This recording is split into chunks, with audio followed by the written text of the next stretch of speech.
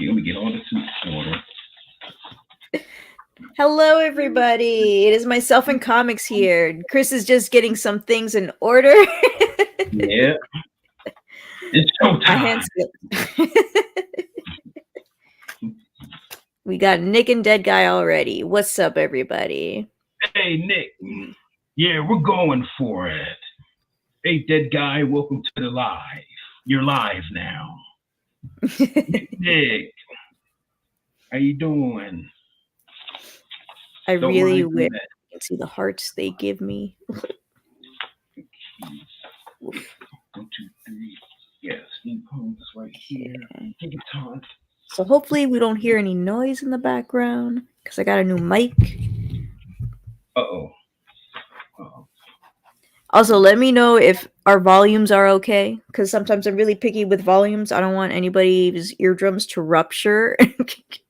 Cartoons and comics, it's been forever. Hello. Hey, cartoons and comics. We got Hey, Tristan from Nerdet's newsstand. You got hello. a hello. Yeah, salute. Hey, dead guy. And already my dog's barking. Uh-oh. Who let the dogs out?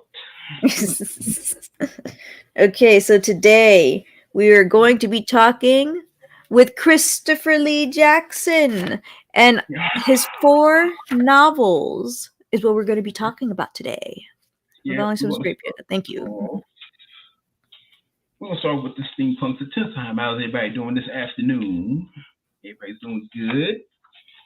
And yeah, yours truly here. And it wouldn't be possible without myself and comics, the Bianca.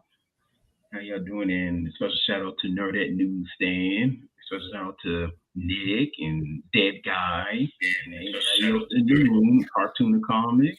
Welcome aboard here. Yep, 4 novels so far. So far, it's been good. Been doing this for the last underground for about 30 years. As a kid, well, actually 20 years back in the early 2000s. Any chance that I got, I just been drawing, writing stories, meditating on them, and here you go, right here, and just making the dream work and all that, edified by family and friends, because that's very important. If you have you some, like if you have you like a goal and some dreams, and you gotta have family and friends to back you up. It's some good stuff. Hello, Of RC. course. Yeah, man, we're gonna start off with the steampunks at Tinselheim, and what's your thoughts on the little teasers? Okay, so from what I saw in the teaser on YouTube,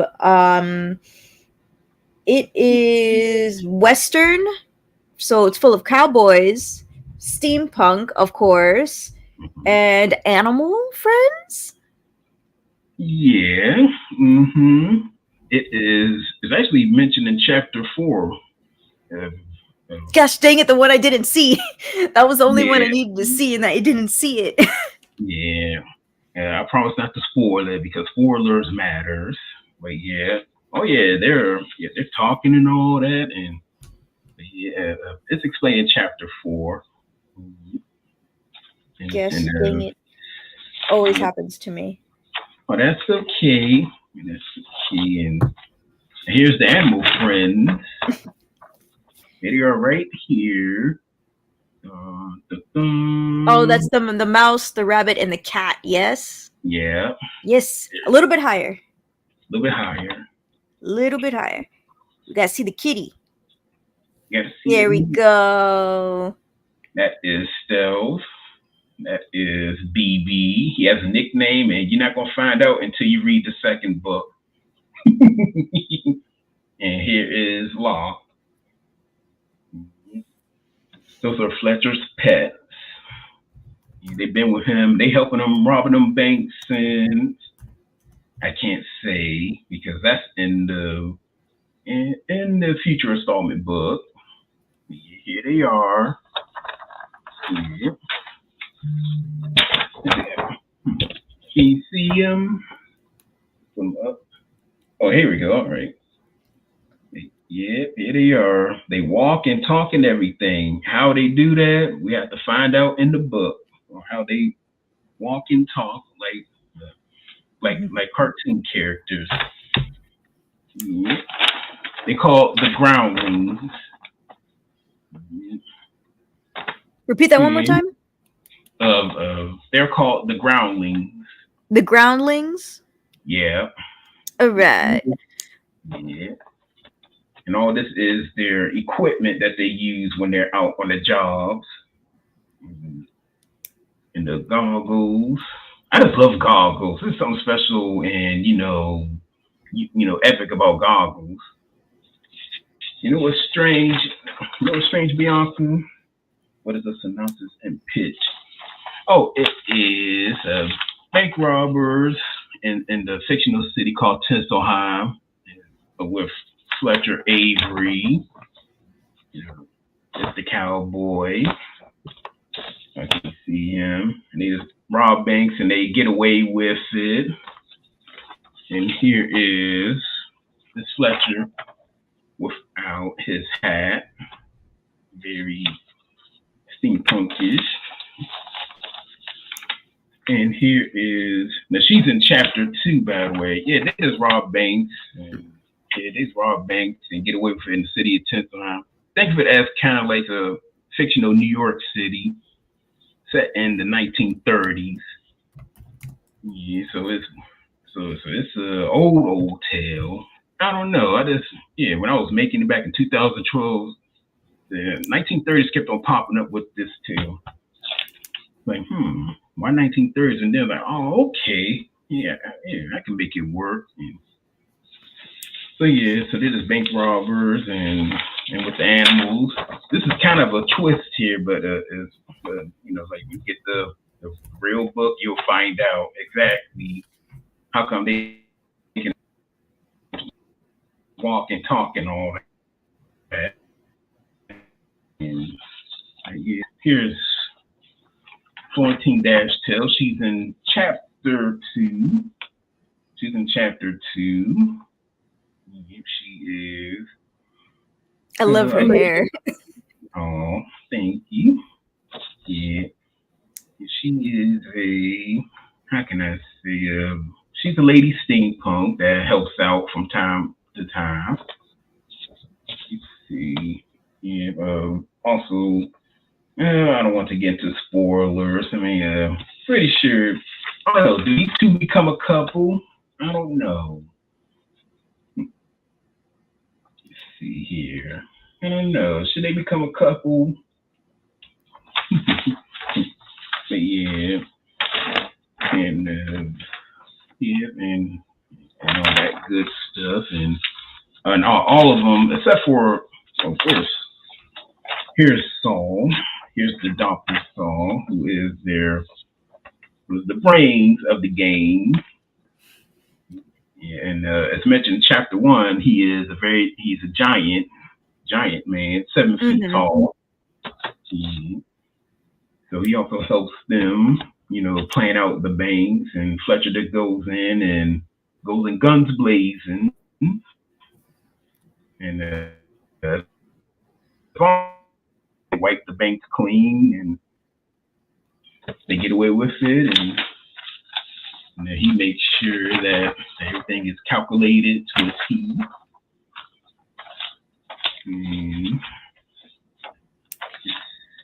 And here's the mayor of Tinselheim, Emmanuel Merrill. Here's we need to get those punks. We need to get them.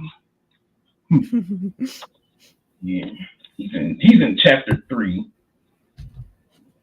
Okay, good, because I was like, I don't remember reading about him in chapter 1. Yeah, he's in chapter 3. And here is police chief, who also wants to get those punks because they're a menace to society and they need to be wiped off the map. I mean, taken to jail because you're not supposed to steal. This is the police chief Cassius Cogsworth. I know, weird names. Yeah, here he is. So with him and the mayor, they're gonna, make a plan to finally take those steampunks down and stop being thieves. And also in chapter 3, see, what else? I have the see what else I have in these. Oh yeah, you have any questions? Yeah, Yeah, so the Steampunks one, that's your most recent one, 2012, right? yes. Hmm. Yes. So the ones you given me were that one, Gigaton Network Soldiers, Mac Yeah, and Luke, and then the yeah. Topaz series. What years were those created? Oh, Gigaton Network Soldiers was created in '92 originally, just by sketching them out, and then by 2002, that's when I started writing, no, planning it, and then and just getting the synopsis down and getting all that done, getting all of the getting Claire's character, getting the other ones, and making it into a book. And I wrote that.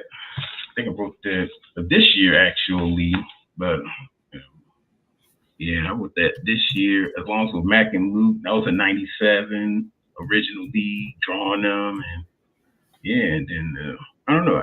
I just have this knack of just drawing characters, and then the story just comes with it through time. In fact, everything that you see from the Topaz series, the Amaranth series, the Sage series, and the Ultramarine, the paint, by the way, yeah, I had them in my head for decades, and now they're coming to light. Yeah, and started in August. I'm gonna be writing another series, so it's kind of like 6 series per year. I'm gonna try to get them done, and by 2026 they'll all be done. They're series one. Now the steampunks, they're complete. All 4 of their books are done. Speaking of, and then and let's see, the Andromeda series, that was in 2014.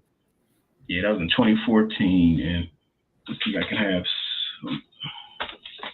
I have some. Let's see here, because I don't really have no sketches for that yet. See, chapter 1 on the meetings of Andromeda. Now, this is Armadan.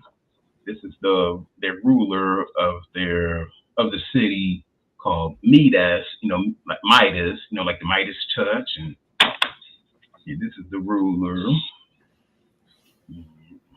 Yep, and you see he's like a red. He has like a cape. And it's like, let's see here. Yeah, and I'm gonna get coloring this and drawing this as well. So this is their ruler. He rules with an iron fist and all that. He calls it the iron fist diplomacy. Yeah. Yeah, and then we have his. See, his butler, his left hand man called Constantine. Yeah, you got a Constantine, Tristan. He has a Constantine. Yeah. This Constantine is Armadan's left hand man. His butler, pretty much. His butler. Okay, so that's what I was reading. I know they call the main person master, and I'm like, master, what kind of occupation is this? I was like, is it different from sir? Is like, oh no, they just call him master because the motivations are he's just in a galaxy far, far away, kind of speak, and it is mentioned in chapter 1, at the end of chapter 1, where his ancestor, Armada's ancestor, stopped the war going on between the Medans, the human lights, and the Metans, the anthropomorphic lights. He single-handedly ended that war with several lightning bolts, and then after that he just became their ruler. Kind of like obey me or die type of thing. And so, Armaden is the offspring of that guy who's firing lightning bolts and all that, and his motivation is just he wants to, remain master no matter what. Mm-hmm. And in the chapter 2, you'll see, you'll see just how maniacal Armaden is in chapter 2. And in chapter 3, no, that's chapter 2. Because I don't want to spoil that. But yeah, his motivations is I just want to be the ruler because my ancestor was a ruler, and very one dimensional. Yeah, I'll admit he's very one dimensional. Yeah, he's one of the rules because that's his family bloodline. He wants to rule. You got to get the power and stuff, right? Oh, he already has it. He already has the power. Yeah, because his ancestor in chapter 1, he during the war they was fighting on like a moat or all these stories. They are to a degree, yeah, because you call them non-graphic graphic novels, I believe. Yeah. They have like an image to them, and then the story is, and then it'd be like one more image. Yeah, but during the war, with the guy, with his great granddad, who discovered how to use magic and ended the war because he was the only one that used it, and then he ended it, and next thing you know, he said, "Bow down to me or suffer these." So they bowed down to him, and that was it. That was it. That was a very good voice, by the way. Thank you. Now, Armaden, he lives in a big old Empire State Building like castle that's called Enoch. And since then, he's just been the ruler of 99% of Andromeda because nobody else can do those lightning thing like him. Nobody else can. And he does it on purpose, too. Because please say that do I have a map of it? Because on the image, you see the globe. On the west side, you'll see that there's islands. It's called Island of Tesla. I remember reading about the islands in the chapter 1, and I was like, "Oh wow, that's very interesting to put the world this way." Yeah, those lightning bolts, they are homing. They go in any direction. You think those storms are bad here? You should go over there. Yeah, so those lightning bolts is like boom, boom, boom, boom. It goes up, goes down, goes sideways. It go all over. Oh, now, I'm moving. Yeah. And then also down south called Runzemeyer, where it's a desert and it has this EF5, EF4 hurricane that sweeps across the desert land. It's it's kind of like a phenomenal weather pattern. So down there, they have to, get like this sign that says you can cross the desert, and kind of like one of those weather alerts. Like the red brown is called the red brown. The red brown is highly unlikely we have the red brown. So happy adventuring. Yeah. And I've gone to the part I read a little bit of chapter 2, and we have also animals here, like what's it called, sentient animals. I saw a kangaroo, or I read a kangaroo. Oh boy, that's Kieran. Where is his picture? Where's his picture? I had a ball writing him because he doesn't. Well, that's not really a spoiler, but he hates him. Yeah, he hates Armada, and he hates them with a passion. Mm-hmm. It's explained why in chapter 3. This is Kieran, the kangaroo. A little bit up. There we go. There he is. Yeah, this is his staff. And trust me on this, Bianca and friends, he would not hesitate smacking him with it. And this guy, oh man, I had a ball writing him. I was imagining him with boxing gloves. I'm like, does he have boxing gloves? Oh, this is Buddy Forsyth. That's the frog that has boxing, well, kung fu, because he's also in chapter 2. Yes, Forsyth, and he's he's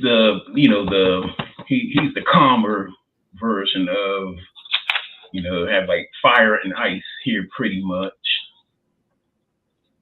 Yeah. Karen would just say, you know what, I'm sick and tired of this talk. Let's just bust Buckethead up. He's like, Key, relax. Well, he calls him Key in there. Key, relax, but not here. Oh, come on. I'm sick and tired of these meetings, chumps. Yeah. Now, why he hates him? What's this? I think that's in later chapter. I think that's in chapter 3 or chapter 4. And then there's the two people, the Meadens, and then the oh gosh, they also start with an M. The Meadens and the the Meadans. That's the humans, and the Meatans, that is the animals. The Meatans, yes, that was the one. Yeah. Yeah. Now, there's one good thing about how like the city of Midas, half of them, likes his Iron Fist diplomacy. They like that, and they mostly just, they say, we ain't worried about him. Let's just make our money. He ain't bothering us. We ain't bothering him, type of thing. So they're just complacent with him. I mean, they know what he's capable of too. And now these two, Karen and Forsyth, they pretty much. No, that's in chapter 3. Let me see. Yeah, chapter 3. They ran in. Karen was just out and about, and then he saw the Meadans harassing the Meatans. So he just went up in there and said, I'm gonna take care of this. So he was boom, boom, boom, boom, knocking them out and all of that. And then Armand got wind of it, and then he became, Midas Most Wanted. And Forsyth, he's kind of like how you say this?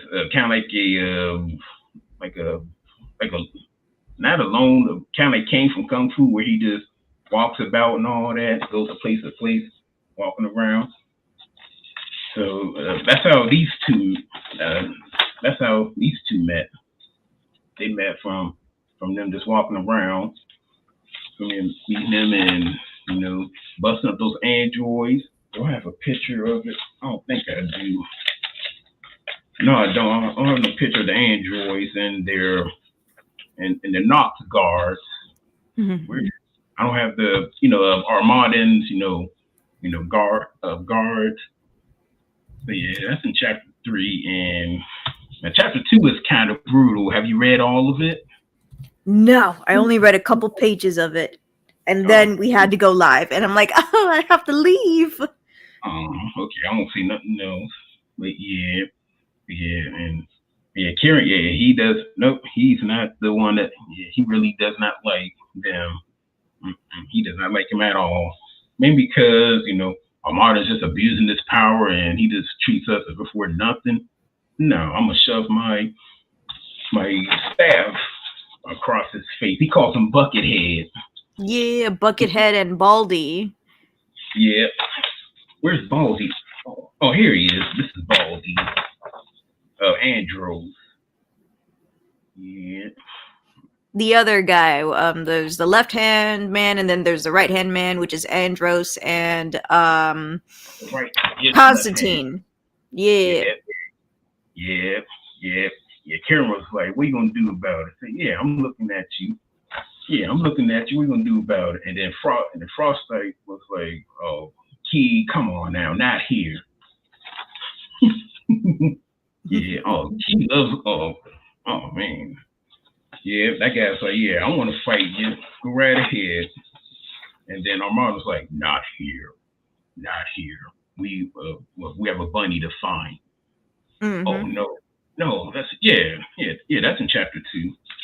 Yep. Yeah, It's very like near the ending of chapter 1. That's when he says it.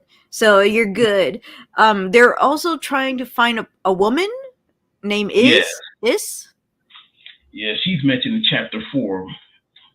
No.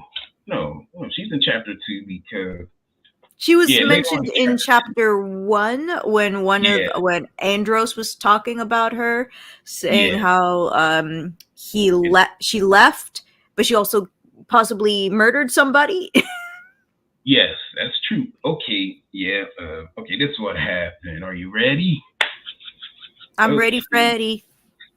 Yeah. Armand, I think he choked it. He kind of like did.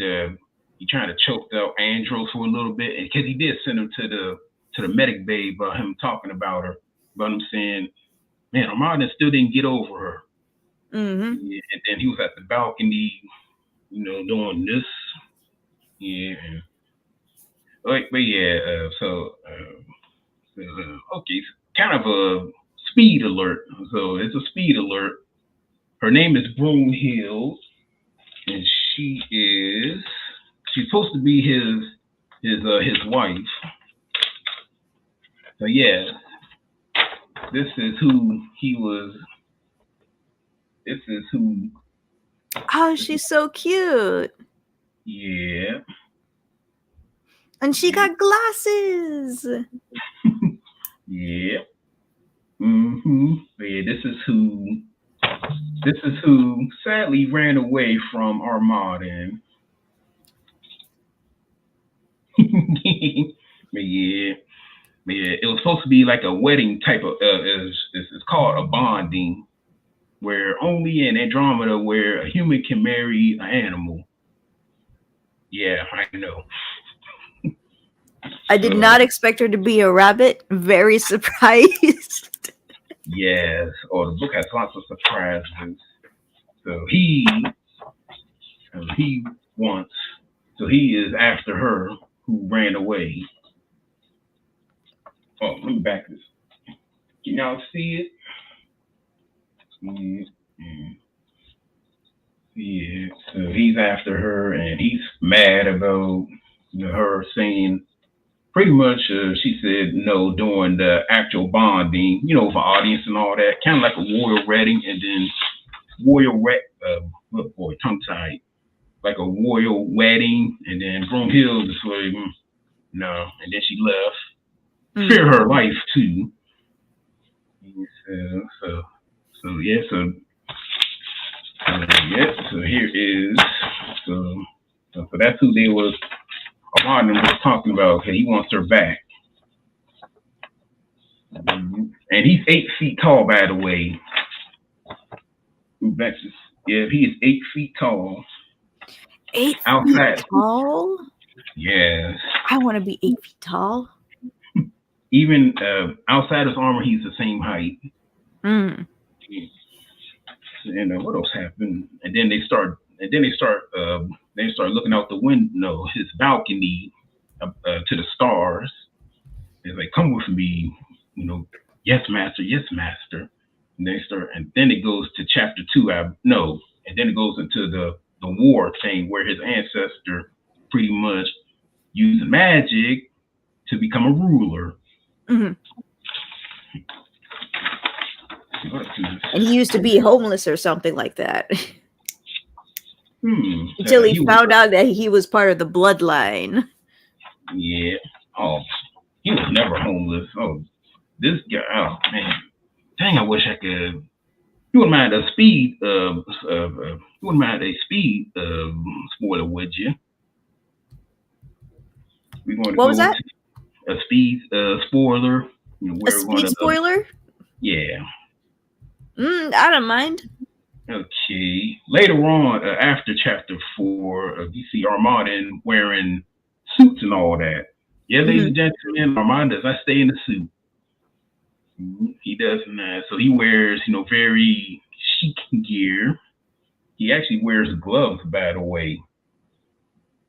Nice. In some parts of the book, it is kind of like in a first person perspective because I don't want nobody to see his face, and so he wears mask upon mask upon mask, pretty much. So he has his gloves. He wears, no, it's in chapter. I think that's in chapter 4 where he wears satin lace gloves. He wears satin lace gloves, red, and his mask is red too. So, yeah. Think Darth Vader in a fashion show. No kidding. This guy can dress. He can dress. Yeah. But yeah. So he's not in his suit. In fact, I'm actually amazed. Yeah, he's in his suit a couple of times, but most of the time he's in a bathrobe. He's in a suit and tie, and he got the gloves on, he got the mask on, satin lace, by the way, red. Yes, that's why the only difference on him and Darth Vader, this guy knows how to dress. Then we have Constantine, who's that's the end of chapter 2 right there, where they make a joke, and you'll find out about that one.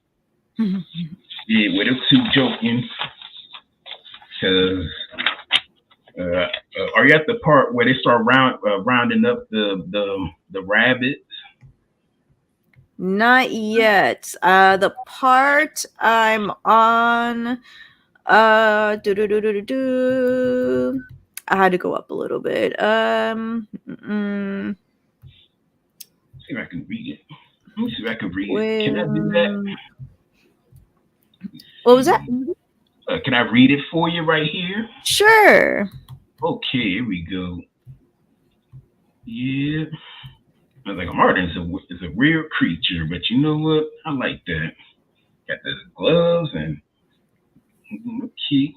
Yeah. Let's see. Teaser. Nope, that's not teaser. Oh, that's the actual book. Oops. Whoops. See. I know, yeah. Well, chapter 2, Iron Fist Diplomacy. Where is it? No, this is next. I know I'm like on chapter 11. Chapter 11. I meant page 11. Page 11. Oh my gosh. 1, 2. Okay, 11.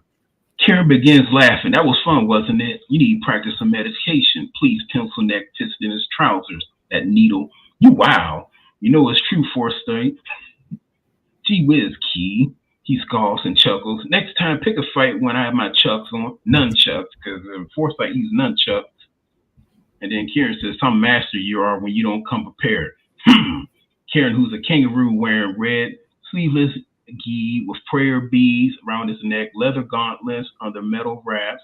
His hair is tied up to a wild ponytail and white pants with sandals.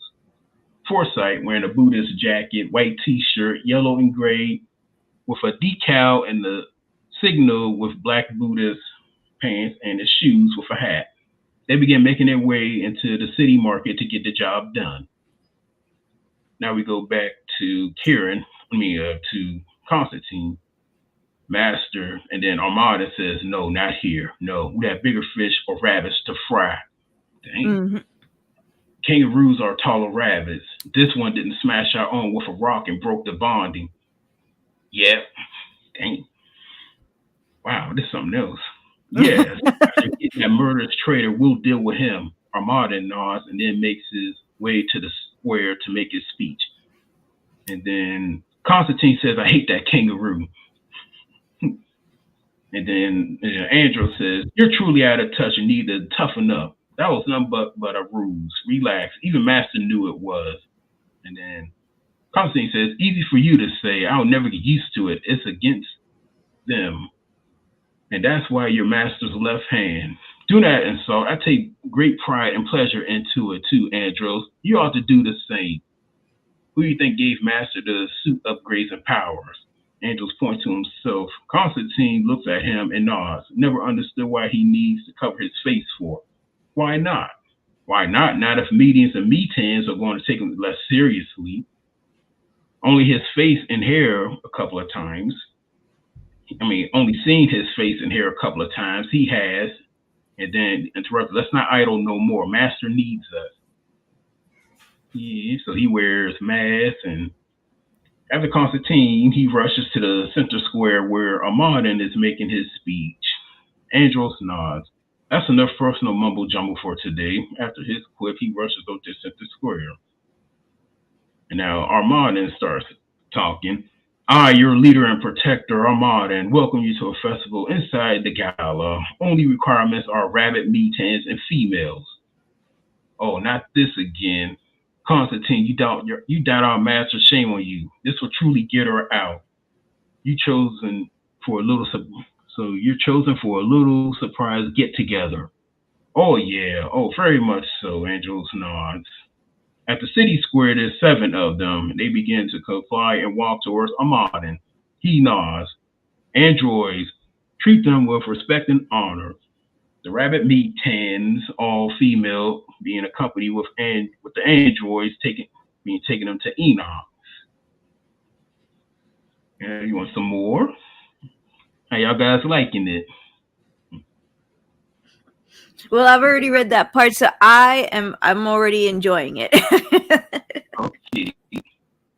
Yeah. There's a reason why he aimed for the rabbits. Let me see. Are you on page 13, 14? Let's see. Yeah. Oh, let's see. Okay. When we read some more. Where am I? I think at page 13. What do you think's going to happen? Another bonding for Armadin. Oh, that's right. Yeah. Now, these are from the rabbits. Oh yeah, that's right. Remember? Yeah, that rabbit meeting. Looks like he never got over it. Meetings. Why are they so infatuated with us? Yes, indeed, they love us more than her own. Must be our unique physique or our ears. The rabbit meeting giggles after her examination. Hopefully this time she won't deny him and make a complete heresy out of it. Both meetings and the meetings all nod from their little powwows. Walking back to Enoch, the 7 rabbit meetings walk in a single line with the androids taking care of them. No words spoken between the meetings and Armadin, Andros, and Constantine. The androids who were created by Andros are their metallic guards similar to their meeting army, the Nox Guard, that are Armadin's, human soldiers. None of them are present within the march. Moments later, they walk in front of the heavily guarded gate. The Nox Guard standing there on guard. 6 of them. They see them incoming. They begin to salute in his presence. In unison, they shout and salute, Master. Armadin uses his heads-up display and zeroes in with their permission and position and salutes back to them. Hey, Chris, you're a bit staticky on your end. Oh, I am? Okay. I'm good now? Okay. I'm good now? Oh, there we go. A lot better. I wonder what happened. Yeah. Okay, where I'm at. Let's see. Got to start highlighting. Okay. Yeah, I know. Okay, how's everybody doing in the? Oh my gosh, it came back. Oh, I'm back to being static again. No, now you're better now. What's going on? Oh man. I know. Oh, me not reading is making it worse, is it? No, like you sound good now. Okay. Someone said that it may be a connection issue, but not gonna lie, I always have connection issues. Let's see. Okay. Alrighty. Yeah, I'm getting Hit the involved with this computer. book. I'm going to read it. Yeah. I'm going to toss this thing out the window. Nah, I'm teasing. Where am they nod and he's one of the Nox guards opens the gate. Have a great day, master. Armada nods. He nods, and as they enter the front entrance, the Nox guards close the front gate. Now inside, Enoch is beautiful, surprisingly warm, with carpeting, upholstery, lots of photo albums, and a sign that reads, please remain silent. Workers and soldiers on duty, thank you. The rabbit meat hands, all in inspiration. Head up the flight of stairs to Armada's room, said by the female Nox guard. Oh, we're going to his room. The same female Nox guard retorts, please remain silent, please and thank you. They nod in respect, making their way up the several flight of stairs. Now at Armada's front door, they see him standing in the center with his cape off. Oh yeah, he has a cape too. Yeah. First time seeing him without his cape on. Broom Hill's loss. Didn't see that embarrassment. Didn't that embarrassment reject him and ran away? So he desires one of us. Again, it's her loss. Should have killed her on the spot. She's a murderer too for stoning and Meaden. I was there. She smacked him with a big rock in our garden. She went crazy and hit him once and again and again and again. Was wild and savage. The other rabbit meaters began to remorse and sympathize with her. Oh. And one say, well, now it's your chance.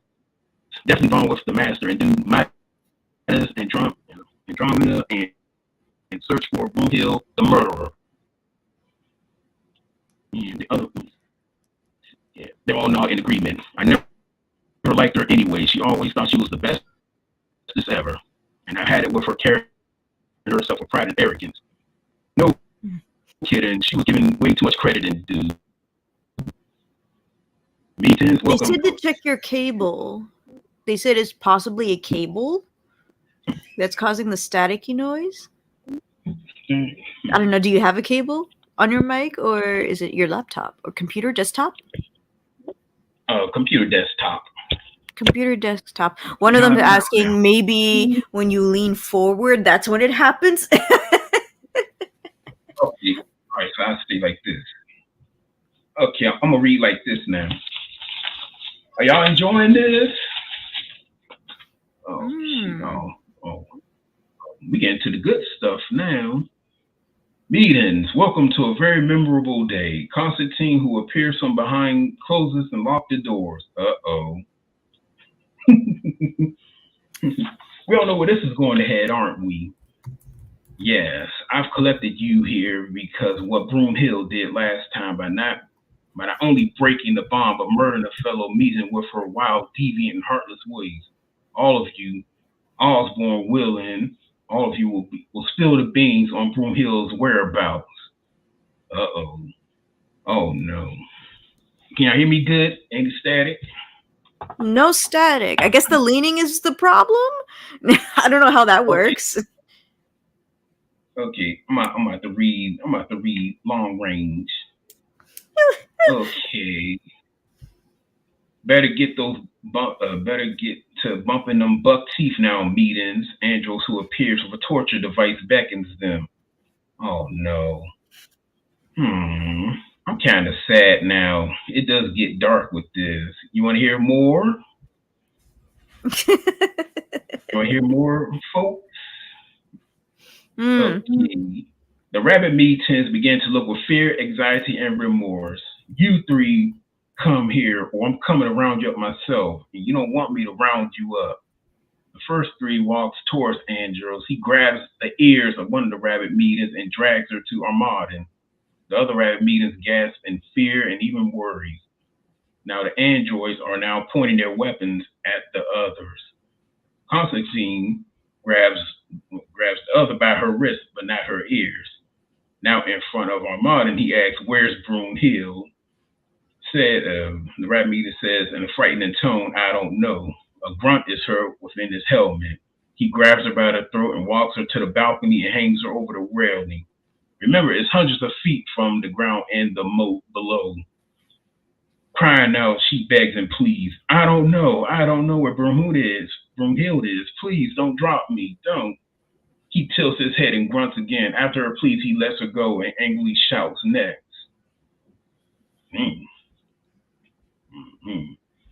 Yes, he just tossed her off a balcony. Can you hear me good? Yeah, I can hear you good. Super good.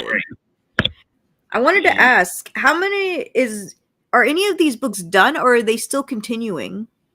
Oh, the meeting is going to have like all of them have sequels. The Steampunk is complete. It has four books. So which one? Gigaton is going to be 5 series.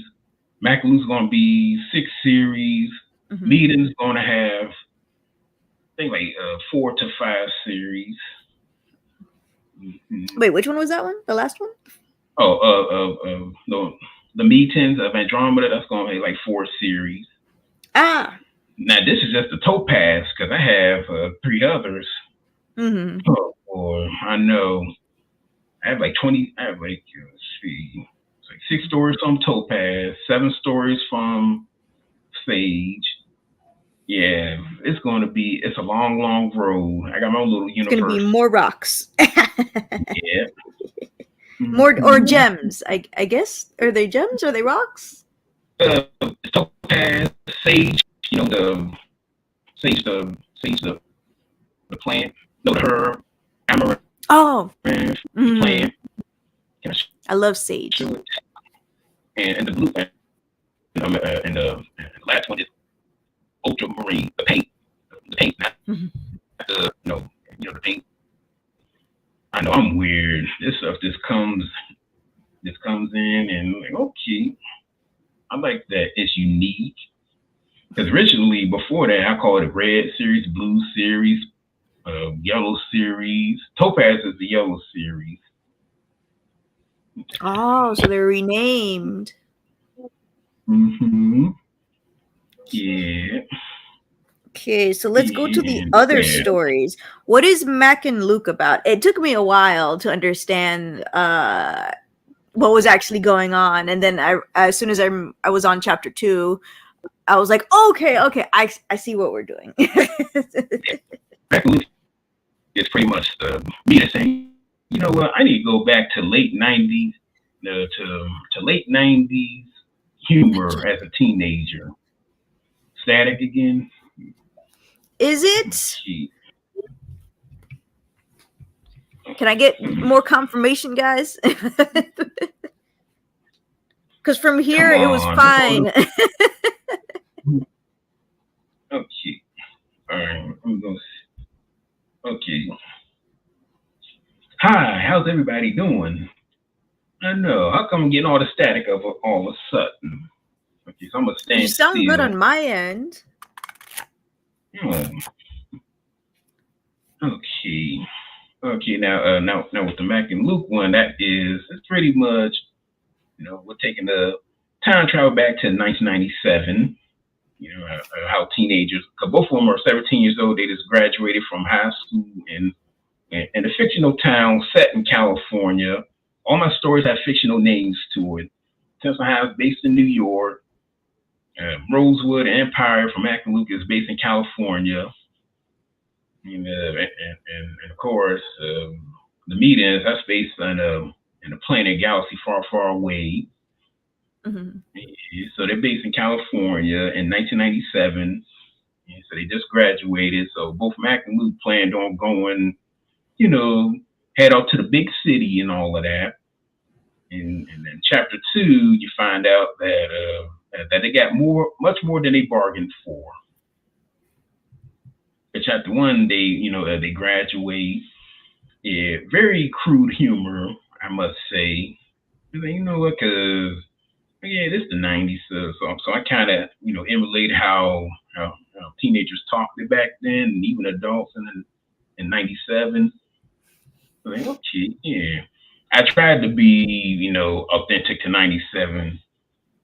Yeah, but then when you look at the character designs, sorry about that. I don't know, maybe I should put the, hold up, let me see. Because it was working fine before when I did that. Yeah, I don't have them here. Don't have, oh, here they are. No, that's not it. Oh, here they I are was right gonna say, here. how are you not prepared for Mac and Luke? Yeah, mac and cheese. Here you go. Now this is Major. She's in chapter 2.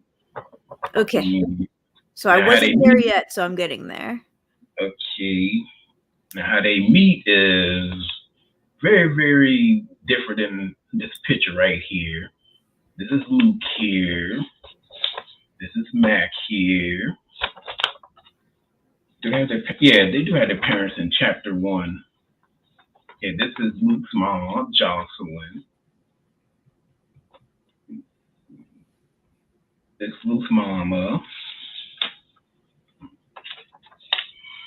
What inspired me to storytelling?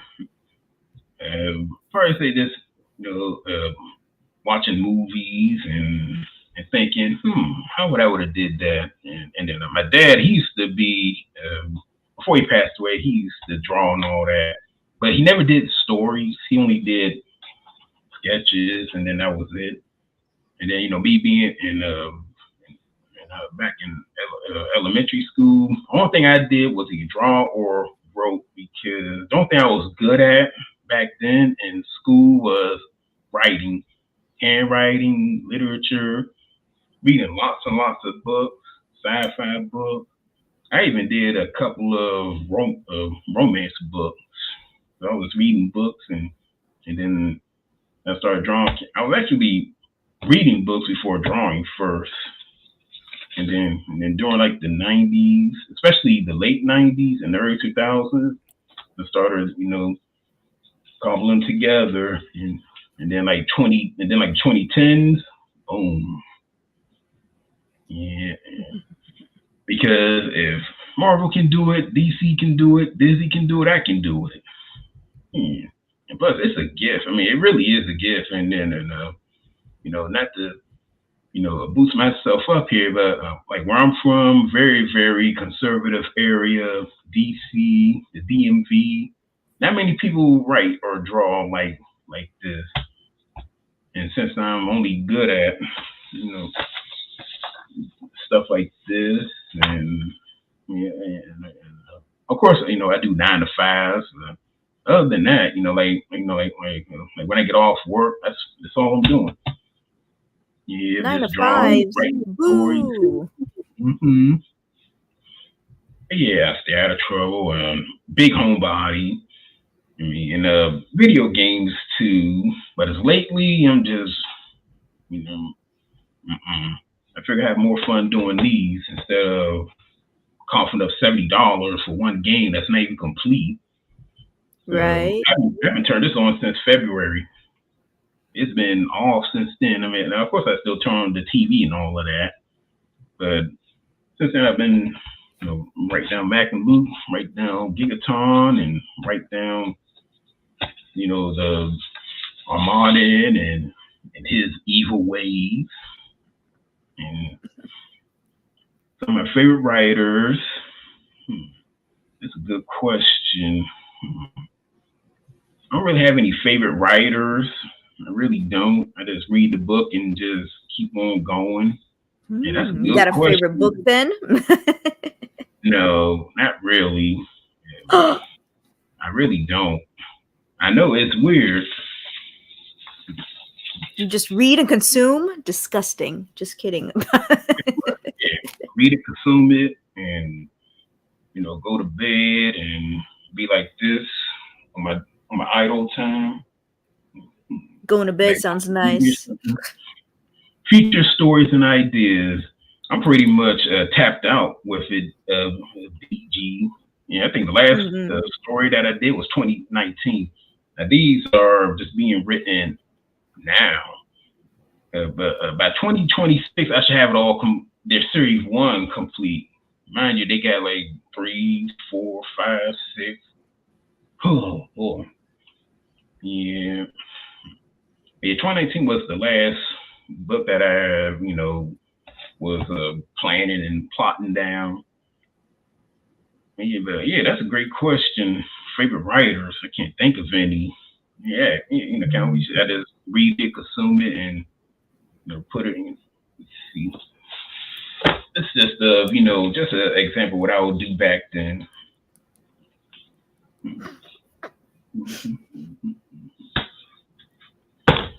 Oh dang! I lost my question. I'll get it back. Don't worry. It was Mac and Luke related. Mac and Luke. Yeah. Mac and Luke. So are these like two weird creatures that have the name of garden salads in a place full of all humans, or there other cartoon looking characters like them too? I was like, wait, in between a starfish and an earless cat. What? What does that mean? Oh, I got weird with that one. Yeah. Yeah, they're actually in a world where only just now and it's just it is Luke and the cabbages and the Sputniks. I know potatoes and cabbage my favorite. Yeah, they're in a human world. Yeah, and completely, just everybody in the explaining. Oh yeah, think of them as just Mac and Luke are pretty much just cartoon characters in the real world with think Chip and Dale, that movie. Think Roger Rabbit with this one. Ah, Roger Rabbit. Yeah, completely.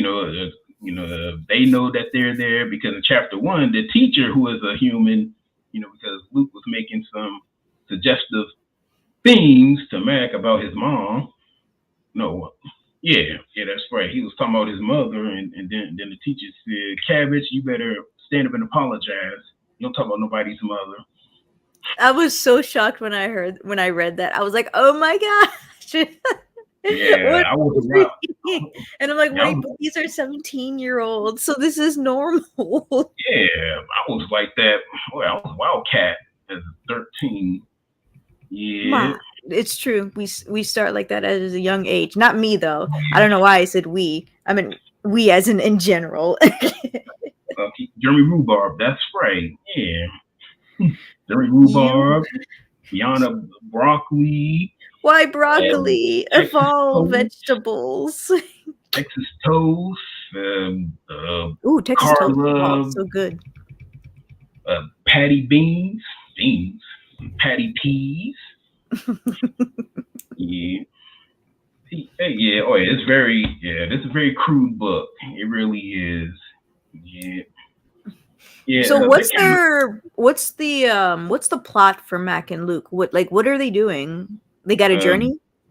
Yeah. They graduated from high school and graduated from high school, and then they planned without their parents' permission to go to the big city empire so they can get wild, become men. That's because there were men, we can do anything. Any SpongeBob references? That's right. Going around the forest looking for fights. Yeah, and they do encounter something in chapter 2. That's true. Yeah, and in chapter 3, oh no, but but that's the story of Mac and Luke. It's very, so you get cartoon looking characters in the real world. They don't say nothing about it. Yeah, they're just like, okay. That's right. Whatever. Yeah, this is whatever. Just suspension of disbelief here. Yeah. Now they do mellow out during the series because it's like 6 of them. Yeah, so they mellow out. So future spoiler alert, ladies and gentlemen.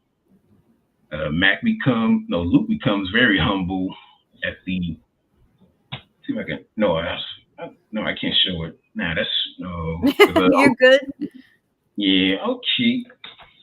Mm, dang, I don't have this. Let me see here, cause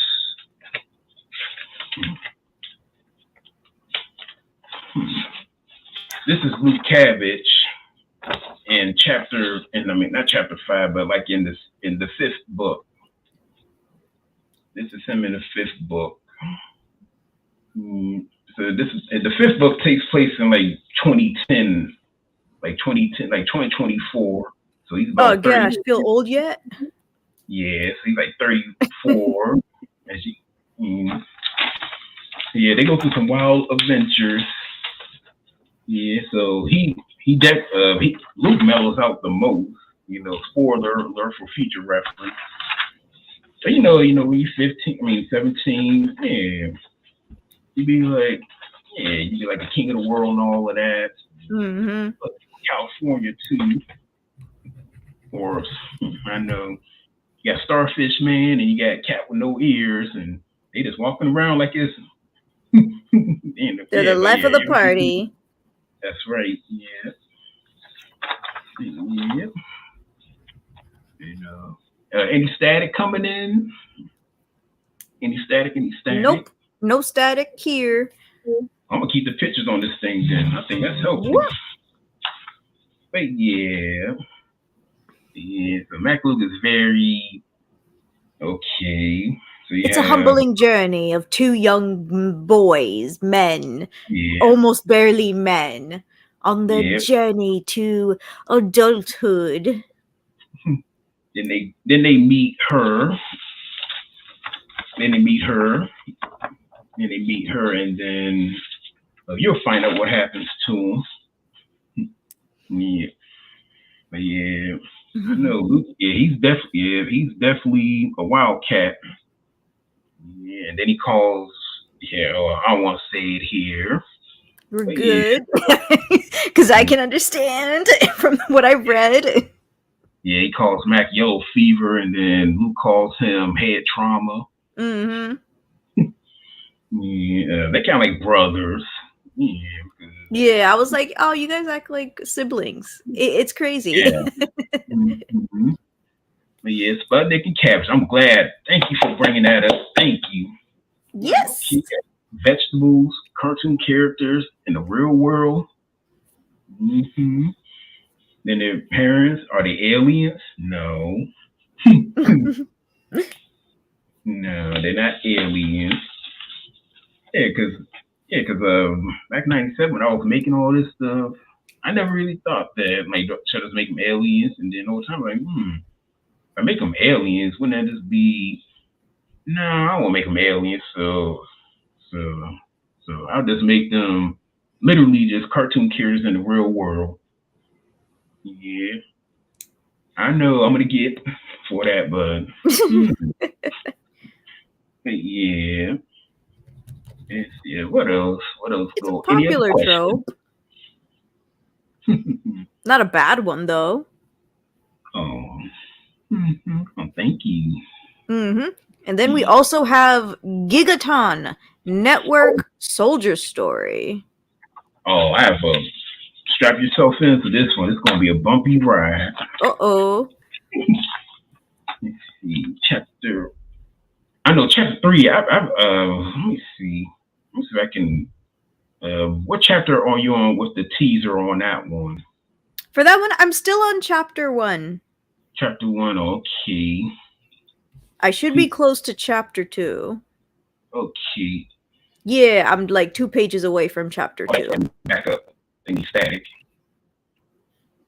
Chapter 1, Gigaton City Times. Oh yeah, that DJ, the spin doctor, DJ Feline Jax. Yeah, he's the DJ. Welcome to Gigaton. Here's to you, my wonderful, fabulous folks at Gigaton. It's your venerable host, the fine personality spin doctor, DJ Feline Jax. Today in our, let's be real here. My personal opinion, Gigaton was a city of crime, cesspool, injustice, of poor folk, and unjust, overwhelming stress, the pressure of our men and women in blue and black have endured telling you the crime's out of control here even on February. Yeah, that's the DJ. Ooh. Yeah, but the double-edged sword is about these armor-clad super soldiers on network or let's take all the glory and get all the praise and victories. Sure, they get the job done, but mainly due to these higher-ups and their flashy, cashy suits and their ivory towers brainstorm the idea. But come on, it's not like Gigaton's fighters can't take care of these low lives with a few or them. With some heavy-duty gadgets, think a lot reject failures and whiners and want to be the semicon. Once again, my personal opinion. Yeah, that is the opening to Gigaton, to Chapter 1. Yeah, and the semicon is kind of like their corporation, RoboCop type of thing. CP. And a fair-skinned finger with a minor fingernail. Looks like the static is back. Wait, somebody's saying maybe it's because you read too fast and the connection can't handle it. Is that a thing? Oh. I'm not a technology person. Okay, I'll read slower. Let's see. A fair-skinned finger with a minor fingerprint paint on his swipes her smartphone gadget off. A feminine tone groan is heard. Now looking from a first-person perspective view, the woman's walking on the sidewalk on the city of Gigaton. Quite a name, I must say. From the DJ, he wasn't too happy about it. Looks like the woman, from the woman's point of view, like a futuristic megaplex metropolis of skyscrapers that stands to the sky, horizon, walking in the sun and passing by the clouds. The same woman now begins to swipe her gadget, which is a smartphone, listening to music via earbuds clipped to her left ear. Now, in a third-person perspective, she begins to bob her head in smooth and rhythmic fashion. During her bobbing, she begins mouthing words to the song. With pedestrians, passersby, workers, and the bumper-to-bumper traffic during their usual business or pleasure means, she begins dancing. Catching several eyes of attention from the folks, she just waves at them. A few of them wave back and say, "Good early afternoon." Wearing a collegiate attire, purple colored polo. Here's that picture. With markings that read Gigaton University in a knee-length gray with black striped skirt, with knee-high gray socks and black loafers. She has a bright wolf-cut red hair, tall, very, very tall. Even for statue physique, she begins a ballet-like spin. After her ballet-like spin, she sells crescendo. If I can find. Oh, here it is. This is what she looks like. Oh, that's not it. Uh-oh. Where'd I put it at? Everything good? I have no static or anything.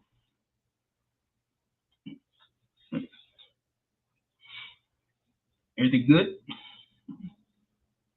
I'm there. Let's see. Everything good, Bianca?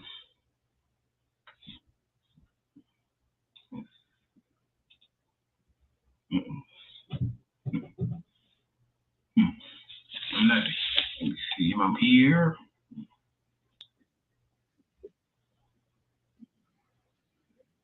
Okay. Can you hear me?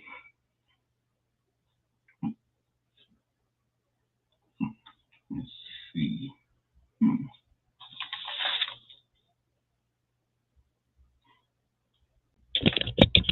Let's see. Are you there?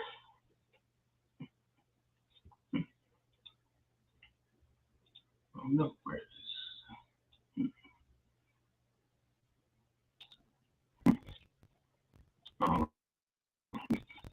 Can you guys hear me? Is everything okay? I think we lost Bianca.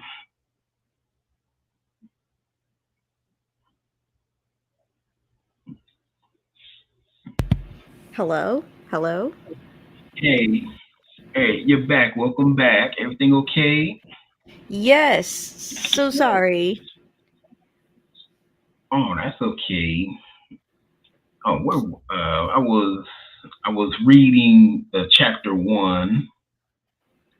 Yeah, I was reading chapter one. And you said you at the end Mm, of it. okay. So it looks like we're gonna have to skip the reading because every time you read, that's when the static comes back. I have no idea why. All these Oh, people probably know more tech stuff than I do, and they're like, "Well, it's probably the packets and too much strain on it. It could be the connection quality that just drops every now and then." And I'm just like, "Okay, but like every time he reads, though, that's pretty weird." that Okay, so is. instead, Mhm. stop saying hello. We can't hear you. What? What do you mean? Um, Hello. what was I saying? You see? So instead of reading, let's just do a synopsis, I guess, or a summary of the Gigaton network soldiers and like what it's about, what's going on in the book. Okay. It's pretty much kind of like a futuristic. Like crime has been getting out of hand there. And plus there is like this a place called the Semicon where they think it's kind of like RoboCop with the OCP. So they help out the kind of what DJ like the DJ was talking about when he was ranting about earlier in the book, saying that they don't need them to fight the crime in the city. Yeah, and now with Claire Constance, she was she is she's a I think you say like a waitress, like a bartender. No, no, no. What do you call those Batistas? Where she works at, and she gonna graduate from college there, and she also is the athlete in fencing, where they have like a fencing competition. Now she won three of them, and later on in the book, they have like a fourth one. So instead of her competing because she won three in a row, they made her a judge. And after yeah, let's see. No, that's in chapter So is she two. a fencing champion? Was that what that was? Yes. Mm. hmm Yeah, she has Scottish backgrounds too. So yeah, her sword is they call it the Zelhander. They call it like like kind of like a Scottish Zelhander two-handed sword. So she fences with that. So yeah, she's a Okay, yeah, so during the time of the competition, when she was talking about her 3 wins, is that when she was the judge or when she was competing oh no, in she's chapter a one? judge. The three wins takes place before before the story. Mhm. Yeah, Okay, so right now she's going to like a university, and that's when she is right now a judge. yeah. She graduates Ah. later on, and they made her a judge because if she was to compete, she'll probably win it for the fourth time. And so yeah, and then with the crime aspect of it, apparently they just cannot stop with the crime. So Gotham. so they have like soldiers inside those suits. If I can show it to you. These are the suits that they wear. The man wears this. Let's see, I got you. They wear suits like this. This is a demonstration of it. I'm gonna color this up and put it in the sketchbook. This is what the men wear. Now they're in chapter two, and this is what the females wear. They have like more sleeker design to theirs because of their physique. So the men have like a bulkier. They have again, they have like a more sleeker design. This is their helmet. Now the hair. I've been thinking should us have red hair because then since they're soldiers they don't really have to have the hair all down here and all that. So probably just going to end up just taking this off. Yeah. And they have police there and all that, but sometimes with the Semicon, that's their OCP where they have rejects and rogues, and it's a very ladies and gentlemen, keep that in mind with the rogues there, because the books, even the sequels, have a lot of rogues who worked for them, got angry, built their own mechanics, and raising a ruckus in the city. Yeah, I think it was kind of like an evil apple. Yeah. Yeah, so that's pretty much the synopsis of it. So Gigaton, the Gigaton network is from, it's kind of a political story too. It definitely gets political in chapter 5. Chapter 5. It's kind of like a political story with military, because chapter 6 is my favorite. Oh yeah, when you get to chapter 6, you be like, wow. So chapter 6 is military, chapter 5, and the rest of it is on like a political level, because there's representatives in the book about how they're going to stop the crime and all of that, and yet the crime ain't stopping. And then once again you got the rogues from Semicon, and smart people who just said who becomes bad guys, and they're using drones and mechanics and robots, and then they have Claire Constance, who no, that's in chapter 2. Yeah, that's no. Is that chapter 2 or chapter 3 that pushes her to becoming a network soldier? Yeah. I'm surprised somebody like her decided to become a network soldier. I'm like, wait a minute, she's going to become a soldier? Interesting. She's only a university student. Oh, you'll find out why. You'll find out. Ooh. Yeah, you'll find out why she becomes, why she gets. And then there's 2 other characters that are in. Let me see. That's why I can't read it. There's 2 other characters. Their names are. Do I have them here? Yes, I do. Here is Seymour McCarthy. He's an electrician, family-owned business. Seymour McCarthy. He is in chapter 2. Dang, I don't want to give it away or anything, but he's in chapter 2. He's in chapter 2 doing the job for where Claire works at.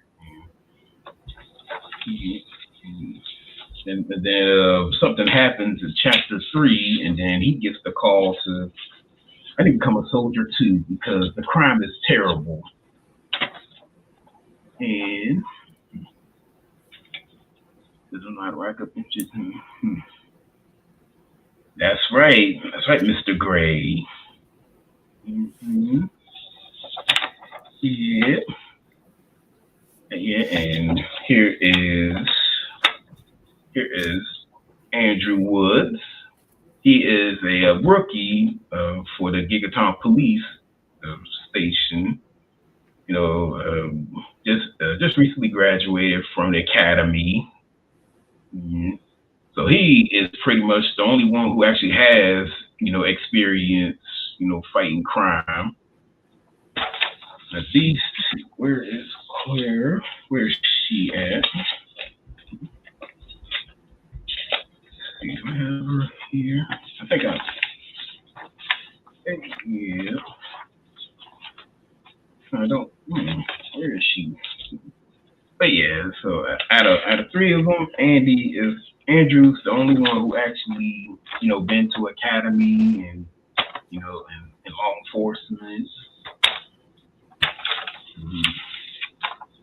And this one right here, he is the wild card of the group. And then you'll find out in chapter 3 in the teaser. You'll find out his motivation and also Claire's motivation in chapter 3. Nice. Yeah. Oh yeah. I know it starts off mysterious, but then when you read, like, oh, okay, it makes sense. One thing I was very fascinated by was this thing that you made called the sticky icky. Yes, the sticky icky. Oh, Clear loves that. Yeah, the sticky icky. I'm like, what the heck is the sticky icky? And I'm reading it and I'm like, oh, that actually sounds pretty good, not gonna lie. And Yeah, just so nobody's head is in the gutter, it's literally a snack, like a yes, sugary snack. yeah. Kind of like a like a honey bun. Yeah, it's like a honey bun stuffed with cream cheese in it, and then it has like straw. I think it's strawberries on it. I believe it also has like peanut butter and sprinkles. Yes, that's right. Yeah, sprinkles. That's right. There you go. Yeah, she has that. Yeah, and she loves that. Yeah, and that's where she works at too. She works at Mr. Brennan's Beans, kind of a Starbucks, kind of like a Starbucks type of place. Yeah, the Makes sticky. sense. Yeah, yeah, and I just love having because No, Tristan, no. Bonk. no, it's honest. Yeah, it's like yeah, it's kind of like a stuffed honey bun, and she devours it. Yeah, she has that several occasions in the book, and then she has like a, and then she loves turkey. She loves turkey sandwiches. And she had I that mean, with turkey the sandwiches are pretty freaking good, bro. She has are great taste. they are sis. Yeah, yeah, yeah. Mm-hmm. But Did you yeah, think it was hard to write a female character with this type of personality? oh, she's actually from experience. No, not. Uh, for my crushes back in the day, she pretty much is all of them rolled into one. Yeah, Tina Louise from Gilligan's Island. Yeah, I love Gilligan's Island. That was my favorite. So I was in love with Ginger. Everybody liked Marianne, but I said no, Ginger. She has a little bit of Molly Ringwald from The Breakfast Club. Who else? Mm, who else? And a couple of lady, friends who were ladies back in the day. Oh yeah, Claire Constance is pretty much all of them rolled into one. Mm, yeah, she's very, very, very ladylike, very, very ladylike. And she's probably the ladiest of all of them in the book. Especially when she was I eating honestly the, believe that. yeah, she ate the sticky icky. Also, yum, this is delicious. Mm. So you do work a 9 to 5. So this isn't your main source of income, correct? Oh no, I used to work a 9 to 5, and I was busting tables at Longhorn before the lockdown. Like when the lockdown happened, I just got on. This is pretty much this, and then I do landscaping, home cleaning, house chores, and all of that, and also I do a little bit of volunteering work from there. But more or less, but yeah, I just do all these. Yeah, and I'm thinking about going back to the 9 to 5. So has anybody ever contacted you to purchase your book for Oh, on PayPal? oh yes. I sold I sold 2 gigatons. I sold a whole lot of steampunks. Nobody bought Mac and Luke yet. Nobody bought the Andromeda yet. That's so interesting. That's interesting because I personally find those as the two most interesting stories, in my opinion, They are. from what Yes, I've they read. are. Yeah. I know we was getting to the good stuff with Andromeda when he was tossing those bunnies off of the balcony. No, not the bunnies. Yeah, that's when we got there. That's when the static started happening. Yeah, yeah, because Those frickers. yeah, Martin's a bastard. Yes, he is. Mhm. But yeah, we was literally getting into that part. Well, he tossed the first one off of there, and then the static started happening. I said, yeah, you know what? That's a good sign because chapter 2 is dark on that one. I said, man, this guy brutal. He tossed him off the balcony. Man, we're talking like hundreds of feet.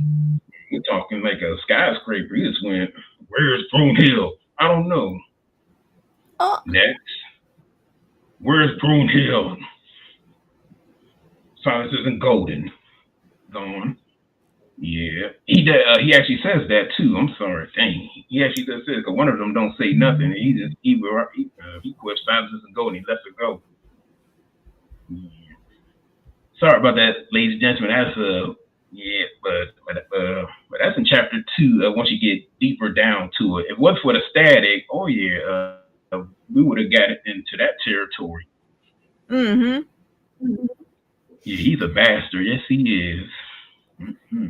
So, have you ever gotten any type of feedback for your books before? Like, have they ever given you a review? Like, have you seen ones? Oh man, what were the reviews like? How did it feel? Feels great. You get the steampunk. They liked that. They said it was unique. It was whimsical, and it is. And the friends I used to work with, they said they hate all of them hates the police chief. Where is he? They hate him. They said he's a real piece of poop. Garbage. Chapter 9, you'll find out why. Yeah, and all right. Bye, dead guy. Right. Peace. Yeah, and then they said it's a wild adventure. I wish I could read it, but no, I'm not trying to read. Then might get static. But yeah, they said he loved it and great read. It reads like a movie almost. They say. Yeah, I wish I had the will to just make them to comic books. I'm thinking, boy, every time I think that, I'd just be like,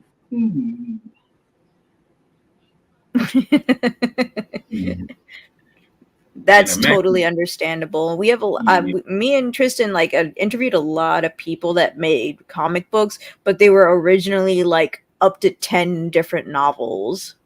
And I'm like, wow, that's a lot. That is, yeah. And no review. The only review that I got from Gigaton was how weird that like how everything just cobbled together. Because yeah, when you read chapter 1, like okay, this is okay. You have a very tall redhead bobbing her head to music, and then you get to chapter 2, and I don't want to say anything about that. Then you get chapter 3, then you see the aftermath what happened in chapter 2. Then chapter 4, what is in chapter 4? And then, so on and so. But chapter 6, when you get that, then when you get to chapter 6, that's when it comes together. But yeah, chapter 1 is pretty much, kind of like with Claire. And in chapter 2, you get introduced with Andrew and Seymour.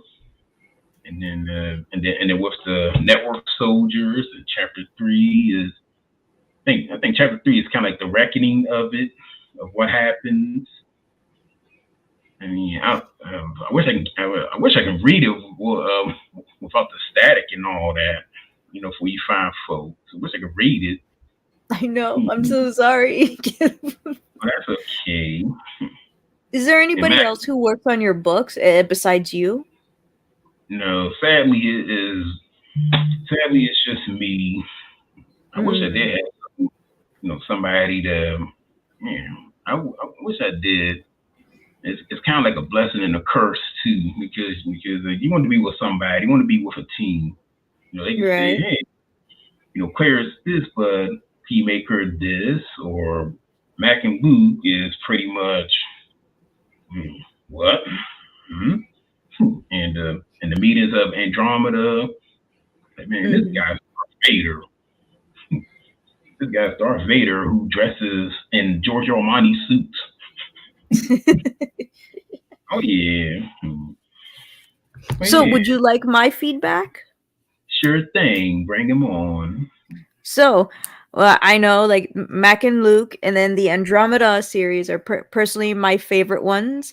The steampunk one, I want to read more of that to get a good feel of it. I will say that Gigaton Network Soldiers is personally on the bottom of the list.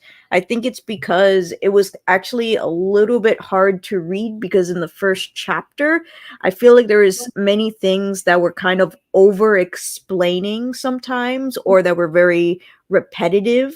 Like there was a part where it was talking about her smartphone gadget, and then on another part, it was saying her gadget that is a smartphone. And I said, yes, I'm pretty sure that's what it is, the smartphone Yeah, gadget, which is a smartphone. yeah. That it definitely does need a little bit of editing work for the Gigaton and the what was that? Okay, never mind. Gigaton and the Andromeda Oh series yeah. Hmm. for just like some editing because there's some typos on there. Yes, it is. Yeah. Hmm. I will say for that for Steampunks and Mac and Luke, I didn't really see any typos at all. I think the dialogue is fine. I think it's kind of weird, but that like in a weird good way, if that makes sense. I'm like, this is so weird, but Yeah. I want to keep reading. Yeah. Hey, yeah. I guess. Thank you. Thank you, Miss Bianca. Oh, I Mhm. sure will. Definitely gonna work on the editing. Yeah, you right. Yeah, I'm gonna have to you read the. Yeah, I'm about to. I mean, what? Why did I put down smartphone gadget smartphone for? Why did I If put you're that? ever looking for an editor, I've been in this business for what, a year now? And so because of that, I know people in places now. Okay, And a well then lot you're of them high. have very affordable work. Yeah. Okay. Yeah, I better start making some money to hook you up. Right? Yeah. And hey, some people are fine with doing multiple payments too. Yeah. Okay. Oh yeah, I definitely need an editor. Oh yeah. Yeah, because yeah, I really do. No, thank you. Oh yeah, we'll keep in touch. Yeah, well, you have Instagram now. Yay! There we go. Yay. All So, right. where do we purchase your books, good sir? Oh yeah, you can purchase. Let me put the link down here. Can I put a link here? If you want, you can put it on the private chat. When you do, I'll put it on. Wait, actually, no, it's in the description. It's the PayPal link, right? Yeah, the PayPal. That's right. Yeah, put in. Mods, I need you to post the PayPal link. It's in the description, please. Yeah, because How much I is used to. each novel? Is it different prices? Oh, they're 10. I might just bump it down to 5. So you know What? what? Yeah, I'm I thought thinking they were going to about be 25. And I'm like, yeah, 25, that's a standard novel. That's what I 25. get from Barnes and Nobles. Oh, oh, yeah. I sell them at 10 a pop. Yes, Yeah. 10 a pop. Don't lower it. 10 a pop is fine. Okay, 10 a pop. Okay. 10 All to right, 10. 15. Oh, now with the sketchbook, steampunks, they have a sketchbook. So it's kind of like a picture book of what's that? I don't think I have it here, but yeah, these are found inside the book. So I have to work on getting Gigaton, and I'm gonna have fun with that one. But yeah, kind of like a compilation. Now those are 15. It's like a volume one and volume two, and Gigaton I have to work on that, and the Andromeda got to work on that, and Mac and Luke. I need to put that together because half the work is already done with the Mac and Luke one. It's just with, and then I'm gonna work on these and get these, you know, splashed on with, make them look much better, much presentable. But yeah, $10 for the book, and then 15 for the steampunk sketchbook, and then you can just go to PayPal me. Can I put it on here? Oh no, that's not it. Let me see if I can put it on here. PayPal. I had to redo it for some reason. The link didn't appear when Tristan put it on. Oh, is it on here? On private? Let me see. Yeah, here it is, right here. Yeah. There we go. 313. Yeah. Oh, yeah. I used to sell them on Amazon, but then they would take like 30 they take like almost 70% of it. They was ripping me off on Amazon. Oh. Yeah. Yeah, and this was in 2019, so I can imagine what it is now. Yeah, I would sell a book $10 and get like 3. And then if you had like an Amazon Kindle, it was free. So dang, I might as well just give it for free then.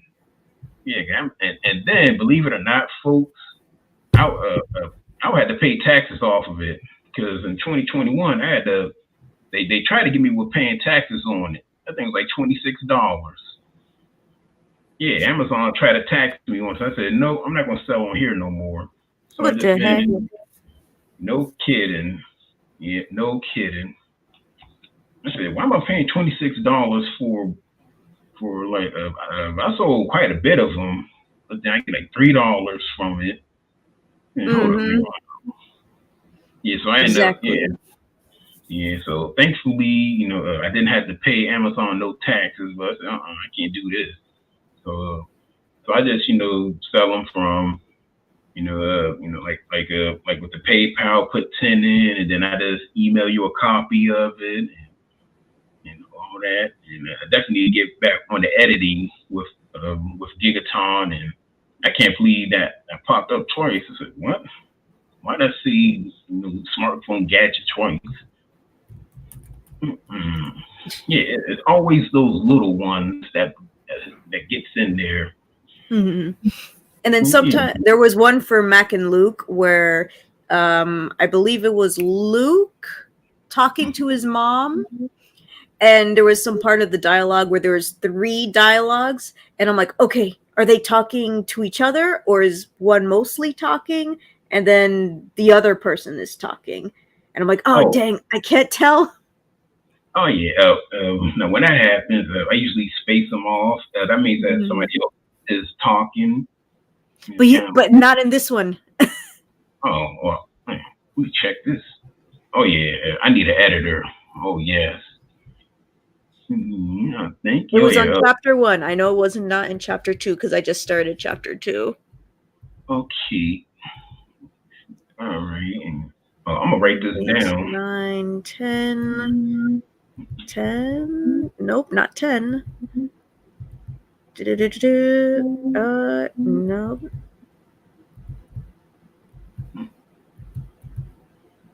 Whoops, I passed it. Of course I did. Go back. Oh, there we go. All right, so which page is this one? This is page 10. Page 10, chapter 1. Let's see. Yeah, I need to do a better job with let me see. I need to read the real book. Hopefully the real book ain't like that. Boy, I'm so embarrassed now. My book's at where the teasers. I promise I won't read it. Okay, teaser. Okay. Page 10.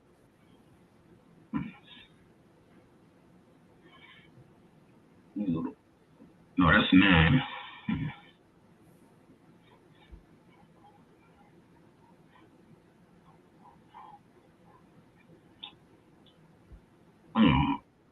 Let's see. Knocking is that's why I can't read it.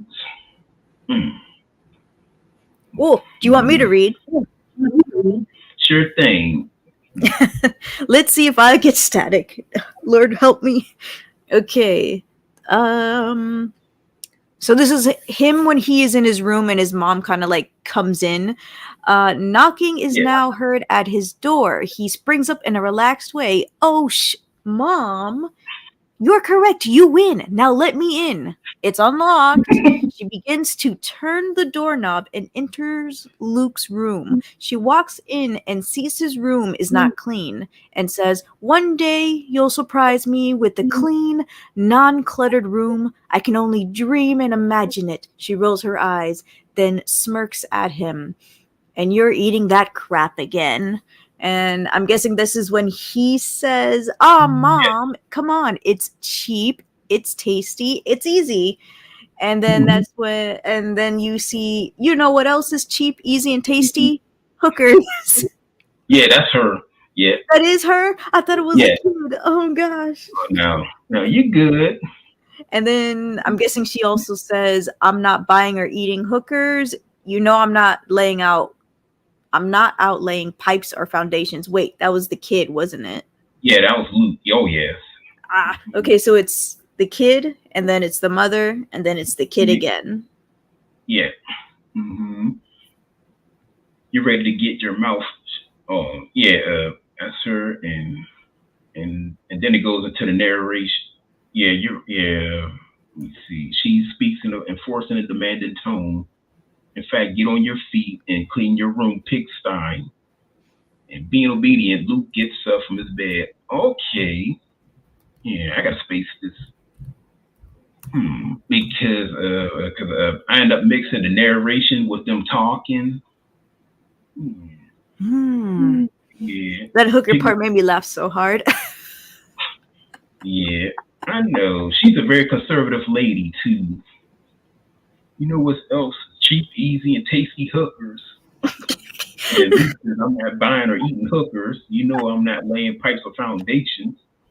You ready to get your mouth shut. I'm not Mac. I'm not Mac. Watch it or lose it, wise guy. There you go. Yeah. All right, guys. I have his PayPal link in the description. If it's not working, please let me know, because like I can't tell on my end sometimes. I will re-edit it if some people are having trouble with it. I also put his YouTube in the description as well. That one I know for sure is working. If you want to check out his stuff or even just look at his shorts, he does gaming, he does cooking, obviously the cooking I love. He gives some affirmations as well. And, you know, you just love to see his face.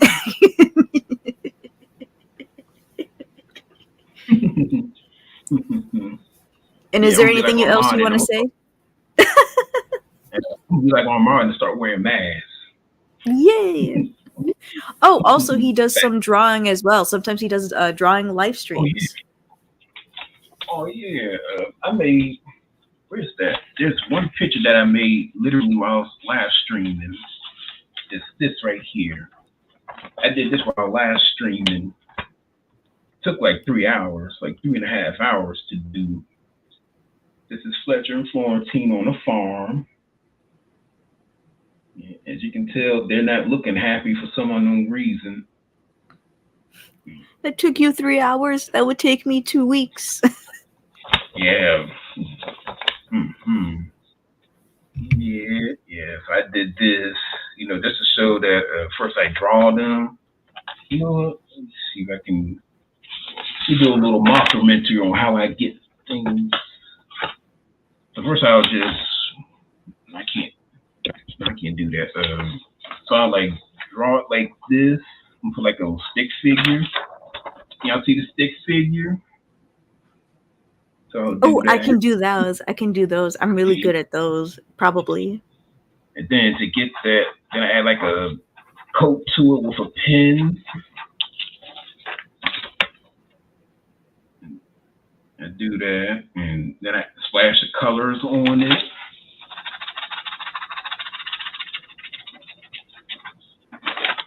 And then you end up with this. You go from this to this. So yeah, it's all. And plus with the stories, and I just type them on there.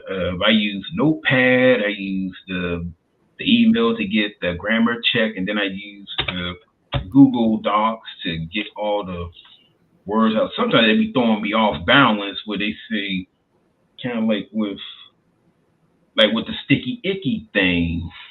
They kept on saying something else. Like, no, it needs to be sticky icky because it's a food. Okay, I'm in trouble when this hits famous. Oh boy, but I like your sticky icky. Come over here, find out. Boy, but You want yeah, a but sticky icky? Get yours today. oh boy, I'm in trouble, aren't I? Oh man, I'm gonna have to edit that. No, kind of like a sticky honey bun of Sticky bun. sticky bun stuff. I know. You stuff for sticky buns? Okay. We gotta check the CLJ out. This guy could be undercover. Hey, does you're sticky icky stuff. Yeah. All right. Is there anything you want to say before we head out? Let me see what else. I wish I can go. I wish I could read chapter 2, the rest of it with Andromeda. It was getting very dark. But don't worry, he's going to, and then we're going to find out where Brunhild is. I know. That's another thing I get in trouble for, because why you got this human marrying a rabbit for? Because that's right. If people want to marry Lola Bunny, they can do it. That's right. Because in their galaxy far, far away, they can do that. Yeah, Star Wars, you got no problem with that. Star Trek, yeah, that's right. They can do that. Star Trek, Captain Kirk. I wonder how many he was, getting. Well, it's a rated G show. But yeah, and I think that's about it. And with the Mac and Luke thing, thank you for pointing that out, because I just found that out. I was like, what? Why did I put down smartphone gadget smartphone? Oh boy. And then, but yeah, since I had like limited means with the book that I write, so Dowell has, kind of use like one Dowell right here, then you see another one. That's usually when it's a different person. If it's the same, it's usually kind of like in like a paragraph, and then sometimes I'll put like the narration in it, and then go from kind of like with a loose mom. Oh no, I lost it. Kind of when she runs up in the room, saw him, and then Queens picks up, and then she said, dang, what did she say about the hooker thing? No, that was Luke with the hooker thing. And then she was like, what's the hooker? Oh yeah, yeah, and also with the Gigaton. Oh yeah, you're gonna love, and folks, you're gonna love chapter 2, and especially I probably say, chapter 2 is where it really kicks off with Gigaton, and then you'd be like, okay, it's kind of a slow burn. It really is, because when you first read Gigaton chapter 1, and like, what's this network of soldiers about a redhead bopping to music and all that, and working at a Starbucks and eating sticky ickies? What that got to do with soldiers? Yeah, I'm pretty much taking. She was getting a sticky icky before she was tackled. That's right. Yeah, by the robbers. Yeah. Oh, poor her getting tackled. Yeah. Then they broke her phone too. They broke her smartphone. And her I guess they're like earbuds, but they're called ear clips. Yeah. So they broke that. Yeah, they slammed into her from her back, I believe, and then she was knocked down like this. And being a lady, she said, "Get the hell off me." She didn't say that. Get off me, L. Ew. I was like imagining it.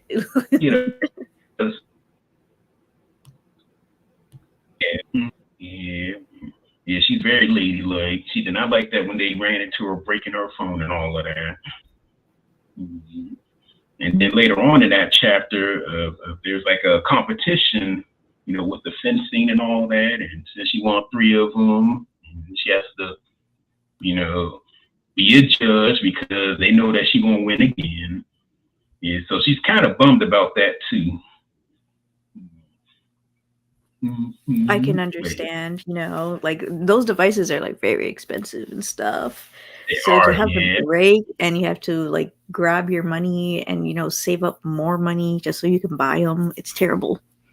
yeah. You know what I mean? Table she was busting to get that thing. Yeah, yeah. And I wrote that said, this kind of yeah. 'Cause usually you don't really see, women. Yeah, I mean, since they running from the cops and she just, leaving the place and boom, she's on the ground. Yeah, and just like get the hell. Oh, Clueless. That's another one. That's another inspiration. Clueless from 1995. Is That's that a another one. band? Oh, that's a good thing. I love Clueless, 1995. I love that movie. I highly recommend it. Oh, it's a movie. Yeah. Oh yeah, the movie. Yeah. So like she's like, get off me. Ugh, I need to get tetanus shot. I need to get tetanus cleanse. Mhm. And then it was like, oh, thank you. Oh, there's a girl that worked here who stopped the bandits. No, they ran into her, and then she talks about that throughout the book. Yeah, I think up to like chapter 6, she talks about it. Yeah, and what else that goes on? Help me out here. Yeah, I'm sorry. yeah, yeah. It I was think that's based on a Shakespeare play. mm.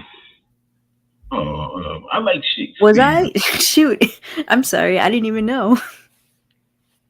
Oh, Shakespeare. Yeah, I like Shakespeare. I like Shakespeare. I like mostly, kind of like with Andromeda, and that's all Greek culture. Midas, Brunhild, the German singer, Moose, and yeah, yeah. All right. So it looks like we're going to end it here today. Yeah. If you guys have any questions, you Okay. can be able to contact him on his YouTube channel. And hey, subscribe to his YouTube channel too, by the way. Cough, cough, nod, nod, wink, wink, nudge, nudge. And bye, everybody. Thank you. And until next time, happy reading. Thank you, Nerdette. Thank you, Random. Thank you, Nick. Thank you, all fine folks. And thank you, Bianca. You're the best. And I had a great time. You're welcome. See you 2 and 2.